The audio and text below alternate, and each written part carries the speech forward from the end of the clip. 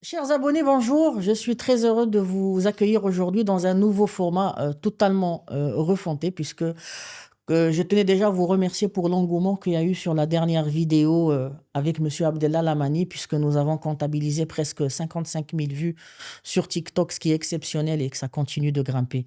Donc merci beaucoup, merci pour tous vos commentaires qui étaient très encourageants. Aujourd'hui, nous allons changer un petit peu de nos habitudes et faire cette émission en français, ben pour la simple et bonne raison que nos abonnés sont diversifiés. Il y en a qui parlent en arabe, il y en a qui parlent en français, il y en a qui parlent en tchéchlihit, en tcharifit, en tchamazirt. Bon, c'est des langues que je ne parle pas, mais qu'on essaiera d'exploiter aussi dans d'autres émissions. Et ben pour répondre à la demande de tout le monde, nous avons fait une émission aujourd'hui en français, surtout puisque nous avons un invité de marque prestigieux. Tout d'abord, c'est un très grand ami. C'est un très grand militant associatif au Maroc de ces 30 dernières années. C'est un pont entre les diverses cultures, entre les diverses identités, ethnies. Il est peut-être l'un des défenseurs et des garants de notre stabilité nationale et de notre cohésion sociale. Et c'est un fervent patriote dont je suis très fier d'accueillir. Si Ahmed Riyad, bonjour. Bonjour. Alors, vous êtes président de Marocain Pluriel. Oui. Vous êtes aussi l'initiateur d'une initiative qui est exceptionnelle, qui est le Tour Pluriel, qui va Oui. fêter son 15e anniversaire cette année. Tout à fait. On va en parler bien sûr tout à l'heure. Oui. Et aujourd'hui, je veux qu'on rentre tout de suite dans le vif du sujet puisque je suis très heureux de vous accueillir. Si Ahmed, quand on voit un petit peu votre parcours et on voit tout ce que vous avez fait pour le domaine associatif et surtout pour les jeunes de ce pays, ma question, elle est toute simple. Aujourd'hui, c'est qu'est-ce qui vous a poussé, en fait, qu'est-ce qui vous a poussé, motivé à consacrer votre vie à la jeunesse de ce pays? J'ai envie de dire, en reprenant un peu la formule de Astérix et Obélix, je suis tombé dans la potion quand j'étais gosse. Je suis tombé dans la potion associative quand j'étais adolescent, dans mon quartier de la Goutte d'Or, à Paris. À une époque où où le racisme commençait à émerger en France. Il n'était pas aussi avéré qu'aujourd'hui, puisque à l'époque, l'extrême droite faisait environ 3% dans les différentes élections. Mais toujours est-il qu'il y a eu différents crimes racistes qu'on appelait à l'époque des bavures. Et j'étais adolescent, je me destinais au métier d'éducateur et j'écoutais Idaat Shems, Radio Soleil, et j'entendais ces mères qui pleuraient leurs enfants, j'entendais ces manifestations de protestation à travers la France. Et ça a été le déclic. Ça a été le déclic quand un jeune de mon quartier a été tué. Je me suis engagé et de l'adolescence jusqu'à aujourd'hui, j'ai plus quitté. Exceptionnel. Et récemment, quel regard vous avez aussi sur ce qui se passe au niveau de l'actualité? J'aimerais aussi avoir votre avis sur le décès de Jean-Marie Le Pen, puisque c'est tout récent et c'est un fait d'actualité qu'on peut pas ignorer. Est-il vrai que quand même, il y a eu une mutation un petit peu des idées extrémistes en France, puisque malheureusement, c'est des idées qui sont de plus en plus présentes, et pas qu'en France, mais Oui, dans en la Europe. majorité de l'Européen, en Europe. Mais quel regard avez-vous sur cet événement est-ce que cela signifie un changement au niveau radical pour ce qui est des idées extrémistes en France? Ce que je crois, c'est qu'il y a eu on a appelé la lepénisation des esprits. C'est-à-dire que le fiel de la xénophobie, du rejet de l'autre, s'est répandu dans la société. Peut-être aussi parce que les garde-fous ont été défaillants. Toujours est-il que pour m'exprimer sur le décès de Jean-Marie Le Pen, à mon petit niveau associatif à l'époque, je l'ai combattu, j'ai combattu ses idées. Mais on doit le respect à un mort. Il est mort, lahamou. Bien sûr. Je ne fais pas partie de ceux qui seraient allés danser lors de son décès. Il y a le respect du mort et puis le respect de la famille que l'on doit à la famille de toute personne décédée. Bien sûr, puisque après, il ne faut pas associer les personnes. Chacun a sa propre personnalité, son identité. Je ne dis pas non plus que Marine Le Pen et Marion sont des enfants de cœur, loin de là. Mais il est vrai que certaines images ont peut-être pu choquer, Oui. surtout le jour de son décès. Oui.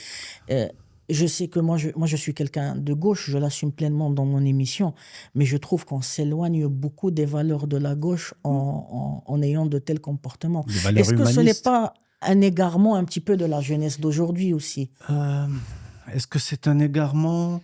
Est-ce que c'est une déviance? Moi, je crois beaucoup que c'est un manque d'encadrement. Oui, Aujourd'hui, on entend les extrêmes. oui, De quelque bord oui, qu'ils soient, ces extrêmes s'expriment et les réseaux sociaux amplifient leur bien sûr. discours. Malheureusement, les discours humanistes, les discours d'empathie, les discours de solidarité, de fraternité ont du mal à s'exprimer sur les réseaux sociaux, parce que peut-être qu'ils font moins le buzz, Bien sûr. mais c'est là, à mon avis, qu'est le principal problème. Vous avez combattu le racisme pendant toute votre vie, Sidi Ahmed, et je sais que vous êtes l'un des militants et fervents militants pour l'intégration aussi des Marocains résidant à l'étranger. Mhm. Et j'aimerais aujourd'hui justement savoir comment aujourd'hui nous pouvons faire en sorte que ces Marocains résidant à l'étranger puissent s'impliquer un petit peu plus dans notre vie sociale et notre société civile. Nous avons une chance, c'est que nous avons un roi visionnaire. Et encore une fois, il a anticipé les mouvements de fond. Et en demandant et en impulsant la réforme des instances qui gèrent ce que l'on appelle les MRE, je pense qu'il a vu juste. Et moi, je suis un témoin vivant de ce que Sa Majesté Mohamed VI, lorsqu'il était prince héritier, ou Ali Lahad, s'intéressait déjà beaucoup à nous. Moi, je suis de cette génération. Et je me souviens des signes, des gestes, des invitations qu'il nous adressait. Donc, ce n'est pas d'aujourd'hui. C'est aussi un chantier de règne. Alors, ce que je crois, c'est que il faut que nous, de notre côté, puisque maintenant je suis ici, nous prenions en compte les envies, les compétences, les talents, l'innovation des jeunes générations de Marocains nés à l'étranger. En ce moment, je suis en train d'accompagner la naissance d'une association de jeunes talents, compétents, nouveaux visages, c'est important, qui s'appelle Diaspora Avenir. Et je suis heureux qu'ils m'aient choisi comme président d'honneur. Leur envie, c'est bien sûr s'impliquer dans leur pays de vie. C'est naturel, c'est normal. Mais c'est aussi de faire en sorte que les valeurs typiquement marocaines, comme le vivre ensemble, comme la fraternité, comme l'hospitalité, ils les gardent. Et non seulement ils les gardent, mais ils les fassent vivre dans le pays dans lequel ils vivent. Et à titre d'exemple, et je voulais profiter de la tribune que vous m'offrez pour parler de Diaspora Avenir, de ces jeunes talents. Regardez, il y a un jeune parmi eux qui s'appelle Amine, qui a créé une coopérative, Timendot, où Excellent. il s'efforce de mettre en valeur l'artisanat vestimentaire. En plus, vous êtes très élégant avec cette écharpe. C'est grâce à lui. Il J'allais relance justement vous le dire. la fabrication de Sfifa. Et j'ai Exactement. voulu porter son écharpe pour montrer à quel point ces jeunes qui ont grandi ailleurs, qui parfois sont nés ailleurs, sont porteurs des mêmes valeurs que nous ici. Et c'est ce qu'il faut que nous comprenions. Ce ne sont pas seulement des pourvoyeurs de devises, ce sont avant tout des vecteurs de culture, de sport, de tout ce qui fait la Tamagrabit, Bien sûr. la marocanité. Ben, vous me donnerez son Instagram ou s'il a une page, on la Avec mettra plaisir. en commentaire ou dans la bio pour le soutenir. Avec Bon, nous, on n'a pas de plaisir. sponsor ni de partenaire, mais c'est nous qui voulons soutenir, bien sûr, Tout les à jeunes, fait. c'est Tout important. à fait. Et en plus, elle vous représente bien, puisque c'est un mélange entre la modernité Et et la tradition. Exactement. Alors, on va parler un petit peu de sport, puisque le Maroc s'apprête à accueillir la Coupe d'Afrique des Nations au mois de décembre et accueillir 24 nations qui se sont qualifiées. Oui. En plus de ça, bien sûr, nous avons un très, très gros chantier qui est peut-être l'un des défis les plus importants de l'histoire de notre royaume, qui est la Coupe du Monde 2030. Donc, on a pu obtenir, bien sûr, grâce au soft power et la vision avant-gardiste de Sa Majesté, que Dieu le garde. Et aujourd'hui, bon, vous avez vu que lors de la Coupe du Monde au Qatar, grâce à nos binationaux, mais pas seulement, puisqu'il y avait aussi des joueurs issus de la Botola, nous avons pu réaliser l'impossible et atteindre la demi-finale de la Coupe du Monde, qui est aujourd'hui le plus grand exploit sportif, tous sports confondus, au niveau de l'Afrique. Pensez-vous aujourd'hui réellement que le sport peut être un facteur de cohésion sociale entre le Maroc et sa diaspora? Et comment? C'est un vecteur de cohésion sociale déjà en interne, au Maroc, et en plus un lien entre notre diaspora et nous ici. L'exemple des joueurs binationaux est frappant. Walid Regragui, moi je l'ai connu lorsqu'on était ado. Lui, il jouait à Corbeil. Moi, j'étais dans le 18e arrondissement de Paris. On se retrouvait parfois le dimanche sur des terrains. Je crois beaucoup, moi, à ce lien entre notre diaspora et nous. Et le Maroc entre dans une ère footballistique. La CAN, dans 11 mois, puis la Coupe du Monde, dans 5 ans. Et je crois que c'est un véritable levier d'avenir. Bien sûr. Le sport, la culture sont des leviers. Et par exemple, je prends juste un exemple, si Fawzi Lakja a annoncé que nous aurions besoin de 40 000 bénévoles. Bien sûr. Moi, je travaille sur ce sujet depuis de longs mois.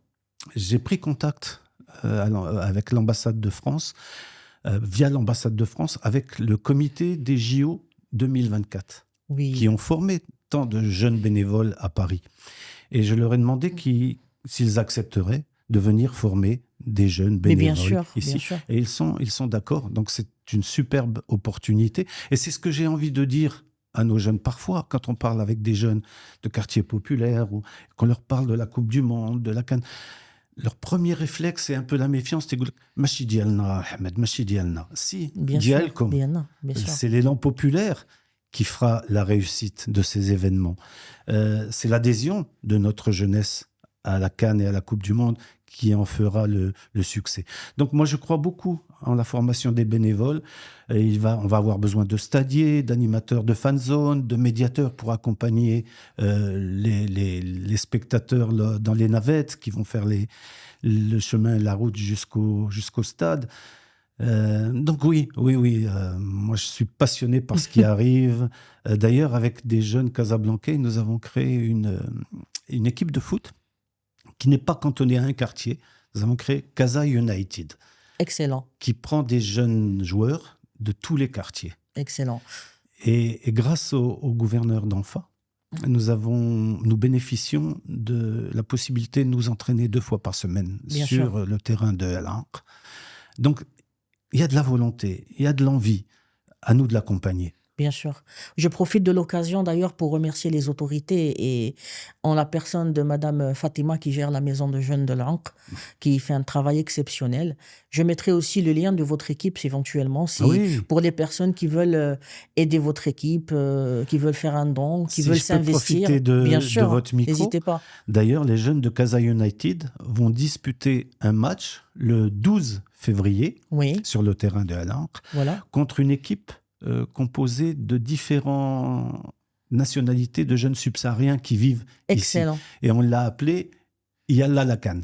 Yalla la CAN. Yalla la CAN. Donc c'est ça, créer de l'engouement. C'est tout à votre honneur et je sais que toutes vos activités sont très créatives et très originales.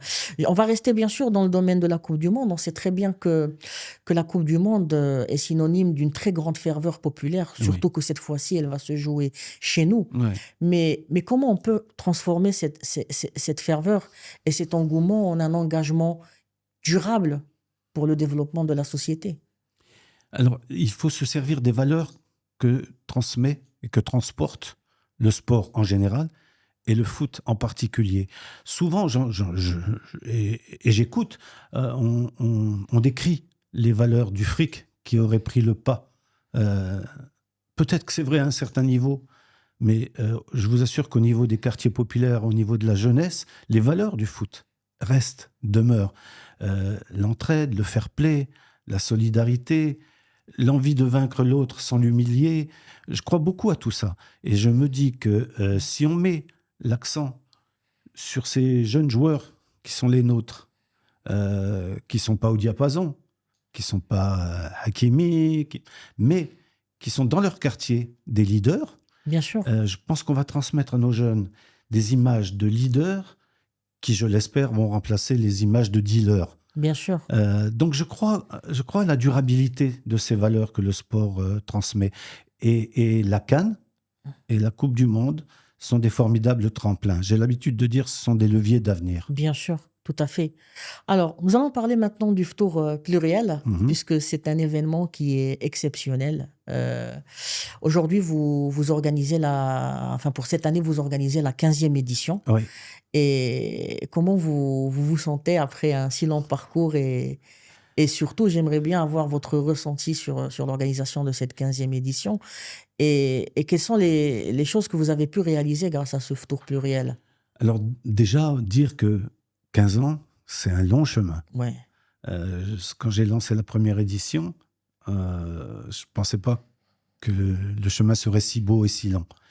En même temps, c'est difficile. Il ne faut pas croire que ce soit bien sûr, facile d'organiser ça. bien Où sûr. 200 Marocains, musulmans et juifs, chrétiens vivant sur notre sol, se retrouvent pour partager. Et c'est symbolique, le repas de rupture du jeûne sur une même table. C'est tout un travail. Et cette année, c'est vrai, c'est le 15e anniversaire. Et nous avons prévu quelque chose d'un peu extraordinaire. C'est-à-dire que le Ftour pluriel aura lieu à Casa et ensuite à Paris. Excellent. Pour la première fois, on va faire un duplex. Donc, Et je suis content de voir que le Ftour pluriel est devenu un passage emblématique du vivre ensemble à la marocaine. ouais, Beaucoup de diplomates, d'artistes, de sportifs et surtout de jeunes des quartiers y participent. bien sûr. Aujourd'hui, je voudrais savoir, est-ce que vous voyez réellement une évolution dans la société, surtout chez les jeunes, dans leur façon de s'impliquer un petit peu dans les sujets de la société? Je parle précisément de nos jeunes issus de la diaspora et dans leur implication, surtout dans les sujets sociétals. Et le plus important, bien sûr, étant notre cause nationale, celle de notre Sahara. Et je salue bien sûr le pins qui représente notre si beau royaume chérifien. Mais je voulais aussi avoir un petit peu votre regard, puisque beaucoup de personnes ont l'impression que les jeunes issus de l'immigration ne s'investissent pas autant dans la cause du Sahara que par exemple la cause palestinienne, ce qui est une erreur. Aujourd'hui, euh, sachant que la cause du Sahara, elle est plus importante pour nous au Maroc que cette cause. Mais comment peut-on faire justement pour que, on a vu un petit peu les événements qui ont eu lieu à Amsterdam, ce qui est vraiment très malheureux, puisque la violence n'a de place nulle part, quelles qu'en soient les causes. Oui. Que ce soit que la personne soit juive ou musulmane ou athée, la violence n'a pas sa place dans notre société et dans notre humanité. Mais voir un petit peu ces excès sur un sujet qui est si loin de nous, comment faire justement pour amener ces gens à s'investir plus sur une cause qui nous touche, puisqu'on a un voisin malheureusement qui est très hostile à notre intégrité territoriale, et comment faire que justement cette diaspora s'investisse plus dans cette cause. Ce que je crois, c'est qu'il y a un miroir déformant. Je pense que les jeunes Marocains de la diaspora sont investis dans notre cause nationale, notre Bien identité, sûr, notre intégrité nationale. Mais on les montre peu. Les réseaux sociaux ont des avantages énormes. Ils ont aussi des inconvénients énormes.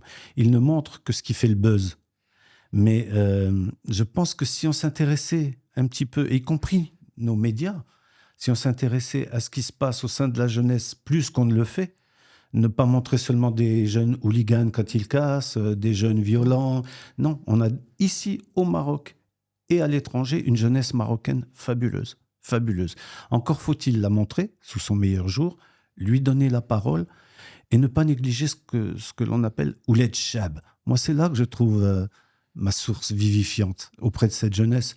Je pense que j'apprends d'eux autant que j'essaie de leur transmettre. Donc non, je crois que les valeurs marocaines, les valeurs d'intégrité, de défense de nos causes sacrées sont présentes. Donnons à ces jeunes l'occasion de le montrer. Regardez la marche verte, toute cette jeunesse qui s'est mobilisée, ce pins que l'on a fabriqué, qui est parti en une journée. On a fait des centaines d'exemplaires. Donc je crois que à nous de faire le pas en direction de notre jeunesse, que ce soit ici, que ce soit ailleurs, de s'intéresser à elle dans son quotidien, pas seulement lorsqu'il y a des clashs. Sidi Ahmed, on a vu les images de votre rencontre exceptionnelle avec le pape François. Mm. Et moi, c'est des images qui m'avaient touché, surtout en présence de Sa Majesté. Et vous lui avez remis justement en présence de Ouled Chab Oui, un magnifique arganier qu'il a gardé, qu'il a emmené avec lui à Rome. oui. Et j'aimerais vraiment, les Marocains ont envie de connaître, de savoir un petit peu les coulisses de cette journée, comment vous l'avez vécu et comment cette rencontre s'est faite. Alors, parfois, j'ai des idées un peu folles, comme le Ftour pluriel il y a 15 ans, comme cette idée d'aller offrir un arganier de la paix au pape. Mais j'ai envie de dire, je préserve ce grain de folie qui est en moi, c'est ce qui me permet d'aller de l'avant. Et donc, dans les actions du Vivre Ensemble menées par Marocain Pluriel, il y a ces rencontres entre Marocains, Juifs et musulmans, ces rencontres avec les chrétiens qui vivent sur notre sol, à l'occasion de Noël, quand on va offrir des bûches de la fraternité, Hanouka, lorsqu'on s'en va allumer les bougies avec nos compatriotes juifs, au Ramadan, lorsque ce sont eux qui viennent nous souhaiter bon Ramadan. Et lorsque j'ai appris que Sa Majesté avait invité le pape François en visite officielle, c'était en 2018 ou 2019, je ne me souviens pas bien, j'ai eu une idée un peu folle. Je me suis dit, toujours on parle de l'olivier de la paix, oui, mais nous on a un arbre spécifique, c'est l'arganier. L'arganier, Eh ben, exactement. on va aller lui offrir un arganier de la paix. Et je me suis dit, comment je vais faire ça? J'ai donc contacté le cardinal. Il n'était pas cardinal à l'époque, il était seulement archevêque, Cristobal Lopez, à Rabat, que je connais. Et je lui dis, voilà, Éminence, on aimerait offrir un arganier de la paix avec des jeunes de différents quartiers du Maroc. On aimerait offrir cet arganier au pape. Je me souviens toujours de son regard. Et il a dû dire, il est tombé sur la tête, celui-là. Il m'a dit, Ahmed, si tu crois que c'est possible, fais-moi un courrier et je l'envoie à la papauté. Je lui ai dit, j'y crois. On a fait un courrier qu'il a transmis. Et bien sûr, ensuite, j'ai fait une demande au cabinet royal. Et vraiment, le miracle, ça a été accepté. Et on s'est préparé avec une dizaine de jeunes de différents quartiers. Comment on va aller offrir cet arganier, déjà où on va l'acheter, comment on va s'habiller, bref. Le jour venu, le pape faisait une grande messe dans un grand gymnase de Rabat, devant des milliers de fidèles. Mais il y avait aussi beaucoup de musulmans, Bien sûr. Marocains musulmans qui assistaient à cette messe, notamment du gouvernement.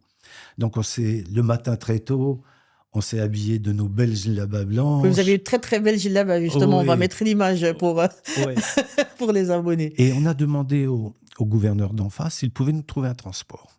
Il nous a effectivement mis à disposition un minibus et nous voilà partis le matin, garçons et filles, en djellaba blanche, les filles en caftan, l'arganier dans son pot. Et on arrive à Rabat.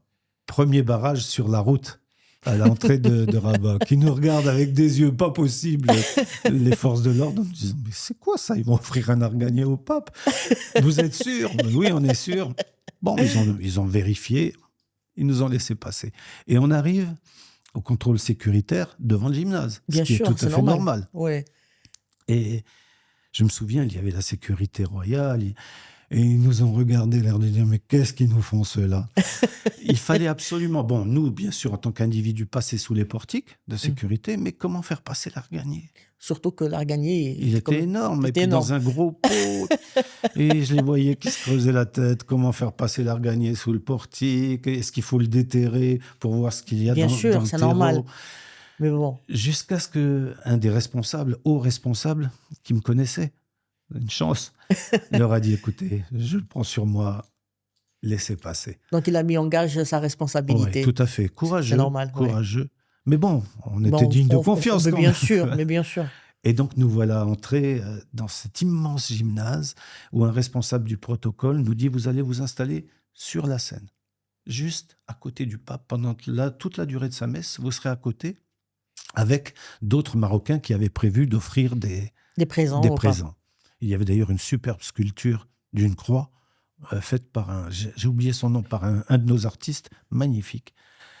Et nous, on était donc assis, on se demandait comment ça allait se passer, et on voyait cette foule en délire, vraiment. Le pape, c'est une rockstar. C'est une rockstar. C'est une rockstar. Exactement. Et on voyait tous les membres du gouvernement assis au premier rang qui nous regardaient. Et la messe s'est terminée et l'archevêque est venu nous chercher en nous disant, voilà, je vous conduis jusqu'à Sa Majesté. Et tout ça en public. Et je lui dis, on s'adresse à sa sainteté dans quelle langue? Il m'a dit, en français. Je lui dis, ok. Donc on y est allé. J'ai laissé les jeunes, moi je suis resté un peu à l'écart, les jeunes offrir cet arganier. On lui a expliqué ce que c'était l'arganier. Il nous a écoutés avec beaucoup d'attention. Et il a un visage qui inspire la bonté, paisible, serein. Et il s'est adressé à nous. Je n'oublierai jamais cette phrase de ma vie. Il s'est adressé à nous en français. On était tous autour de lui. Et il nous a dit, vous, jeunes musulmans, priez pour moi. Et c'est ce qu'on fait. C'est formidable. Ouais, c'est très émouvant. Et ça se passe au Maroc. Bien sûr. Et nulle part ailleurs. Absolument. Il faut dire les choses telles qu'elles sont.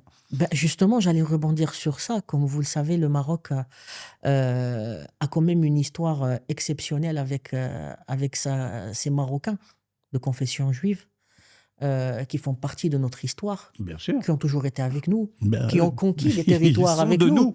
Bien ils sûr. sont de nous comme nous sommes d'eux. Nous avons conquis l'Europe ensemble, nous avons perdu nos guerres ensemble.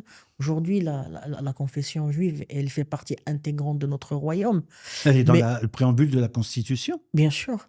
Mais aujourd'hui, comment peut-on faire pour que justement, il y a toujours... j'ai l'impression, une espèce de plafond de verre entre musulmans et juifs au Maroc, même si aujourd'hui, les musulmans et les juifs au Maroc vivent beaucoup plus paisiblement que nombre de pays. Aussi, il faut le reconnaître que le Maroc reste, et ça a été certifié par nombre d'ONG, l'un des pays les moins hostiles à Israël, parmi tous les pays arabes. Et ça, c'est justement grâce à notre politique intérieure. Mais aujourd'hui, comment peut-on faire en sorte que cette communauté juive et cette communauté musulmane puissent retrouver un petit peu, si on veut dire, leur cohésion d'antan qui était peut-être un petit peu plus puissante qu'aujourd'hui? Elle était plus puissante parce que nos compatriotes juifs étaient plus nombreux. Ouais. Et que le voisinage quotidien se faisait naturellement. La Mimouna, qui est cette fête juive typiquement marocaine, qui aujourd'hui s'est exportée, mais qui est quand même typiquement marocaine. C'est maman juive ou musulmane qui donnait le sein à des enfants de l'une ou l'autre des confessions. Bien sûr. Ces fêtes partagées, ces plats partagés, c'était naturel. Aujourd'hui, la communauté juive étant moins importante, nos jeunes dans les quartiers ont perdu un peu ce lien. Justement. Et souvent, les réseaux sociaux font l'amalgame entre Absolument. tout. Israël, Palestine, Marocains de confession juive. C'est aussi l'intérêt de certains de faire bouillir cette marmite. Donc, moi, je dis, le conflit, il est là où il est. Bien nous, sûr. ici, nous avons nous avons des valeurs à faire vivre, à préserver et à transmettre, c'est le vivre ensemble. Bien sûr. Donc, au sein de Marocains Pluriel, rejoint depuis par une association présidée par Ali Harouli et Katia Biton qui s'appelle Salam les Koulam. Salam en arabe, les Koulam en hébreu. En hébreu.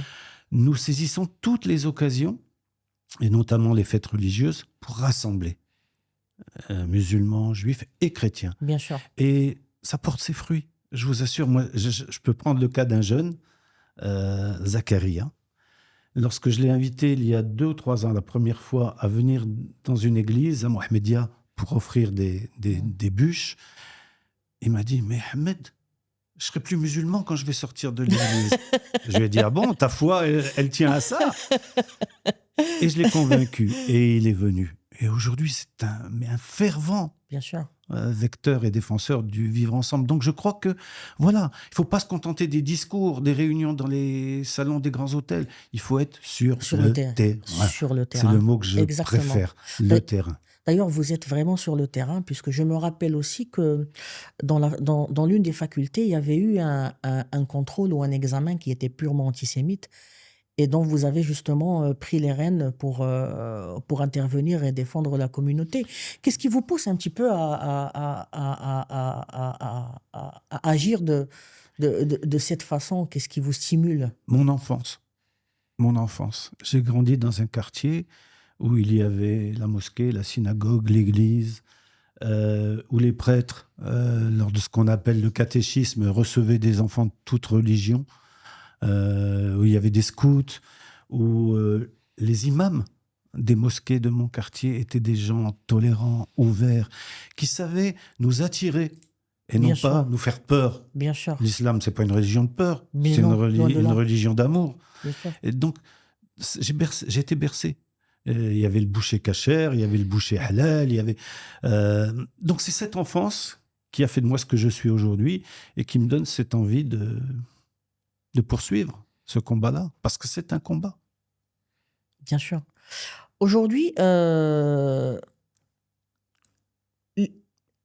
concernant les réseaux sociaux, Mhm. est-ce qu'aujourd'hui, vous pensez que c'est un facteur de construction ou c'est un facteur justement qui freine cette cohésion? Et comment est-ce qu'on peut faire en sorte que cela puisse aller dans le sens de la préservation de cette diversité? C'est les deux. C'est à la fois un facteur de cohésion, puisqu'on n'est plus seul dans son île, on est connecté au monde. Et c'est en même temps un facteur de division, puisqu'on nous montre bien souvent, pour faire le buzz, les pires horreurs de ce monde.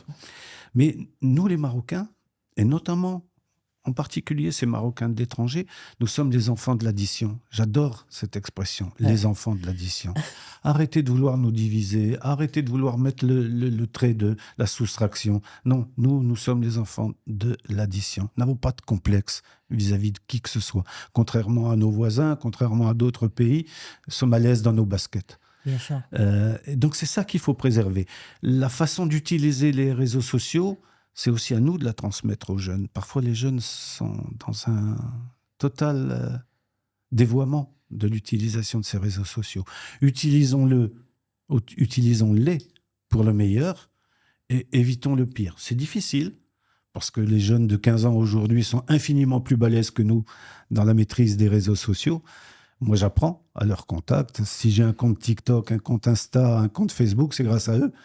Si je maîtrise tout ça, c'est grâce à eux. Bien sûr. Donc, je crois que les réseaux sociaux peuvent être ce signe plus, à condition qu'on occupe ces réseaux sociaux. Ne laissons pas le boulevard libre aux faiseurs de haine, aux propagateurs de division.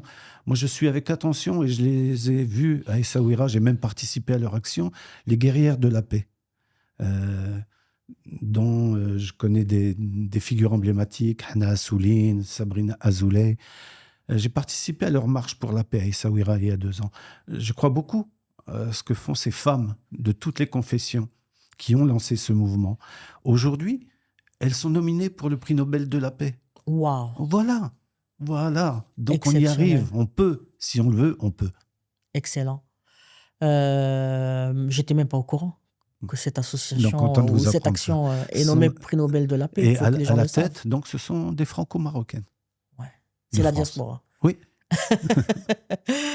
On va revenir un petit peu sur l'actualité. Oui. Et sur cette fameuse descente de nos forces de l'ordre que je salue pour leur dévouement et leur sacrifice. Puisqu'ils ont réussi à la dernière minute à démanteler une faction terroriste qui s'apprêtait à commettre des actes sur notre territoire. Et heureusement, la bienveillance, et je profite de l'émission pour saluer Sil Hemmouchi pour tout le travail qu'il fait. Et tous les acteurs du ministère de l'Intérieur, de la Défense, du territoire national. Ouais. Ils risquent leur vie pour nous. Bien sûr, sans oublier bien sûr nos soldats sur les frontières et sur le front. Aujourd'hui, Si Ahmed, ce discours malheureusement, ce discours de haine, ce discours terroriste, ce discours qui n'a absolument rien à voir avec l'islam, en tout cas l'islam que nous pratiquons, l'islam de notre prophète, sallallahu alayhi wa sallam. Comment aujourd'hui, puisque après, nous avons déjà eu un premier signal d'alarme qui était les attentats du 16 mai en 2003. Suite auquel on a répondu par Matqesh Bledi. J'étais avec eux. Exactement. Matqesh Bledi, et par la suite, il y a eu justement beaucoup d'actions, et je pense que c'est des actions que Sa Majesté a peut-être déjà prévues dès le début de son règne, mais qui a profité justement pas profiter, mais suite à cet attentat justement a pu être un précurseur et un mobilisateur pour mettre en place plusieurs actions, notamment le nouveau code de la famille de l'époque, le lancement de l'INDH, de l'initiative citoyenne. On Sauf a que, un roi visionnaire. exactement, sauf qu'aujourd'hui, après 22 ans, ces idées continuent de gangréner Bien notre sûr, société bien et sûr. d'enrôler certains jeunes. Bien sûr. Aujourd'hui, on a besoin, puisque on a fait les choses d'une certaine façon, mais aujourd'hui, qu'est-ce qu'on doit faire pour que justement notre action, afin de protéger nos jeunes contre ces idées extrémistes, et justement on parlait des réseaux sociaux, afin de faire un cordon sanitaire réel Mm. et très fort contre ces idées terroristes, extrémistes, antisémites et même anti-islam, puisque c'est pas de Bien sûr, l'islam. anti-islam, bien sûr. Comment pouvons-nous aujourd'hui, Sidi Ahmed, vraiment prendre une étape supérieure dans la lutte contre ces idées néfastes? Bon, j'ai pas de recette miracle, hein, mais j'ai deux mots qui me reviennent toujours en tête. Le terrain. Le terrain. Allons au contact de ces jeunes là où ils vivent, dans le quartier populaire, dans la commune, dans le petit douar. Ne les abandonnons pas, justement, à ceux qui les embrigadent. Et l'embrigadement ne se fait pas dans les mosquées. C'est faux de dire ça. C'est faux. L'embrigadement se fait via les réseaux sociaux. Ceux qui bouffent le cerveau de nos gosses pour en faire de la chair à canon, ils existent. Donc, comment les combattre? Moi, je crois au terrain et je crois à la valeur de l'exemple. Nous avons des trentenaires, des cadras qui réussissent dans tous les domaines. Le sport, la culture, on a des artistes fabuleux, l'économie, les études, la science. Et avec modestie, je dis ça. Ce que je peux reprocher peut-être à ces exemples de réussite, c'est qu'ils ne s'impliquent pas assez. On a besoin qu'un joueur de foot, même si son temps libre est réduit, il aille sur le terrain.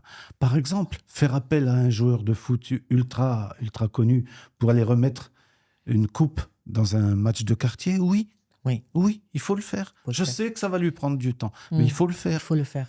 Un artiste hyper charismatique auprès de la jeunesse, mais il faut qu'il aille rencontrer ces jeunes et leur parler dans le sens de la bienveillance, dans le sens de transmettre des valeurs. Des jeunes étudiants qui réussissent et qui deviennent des sommités, ils n'oublient pas d'où ils viennent quand ils viennent d'un quartier populaire et qu'ils se souviennent que le jeune d'un quartier, quand il se réveille le matin, il n'est pas sous les yeux que l'image du dealer. Et encore, je le répète, il faut qu'il ait l'image des leaders. Des leaders, exactement. Oui. Donc, je crois aux images valorisantes. Je crois à la valeur de l'exemple. Et je peux citer une personne que j'aime, deux personnes que j'aime beaucoup et qui s'investissent auprès de cette jeunesse. Nous organisons le jeudi 6 février un débat au Kenzie Hotel, les Twin Center.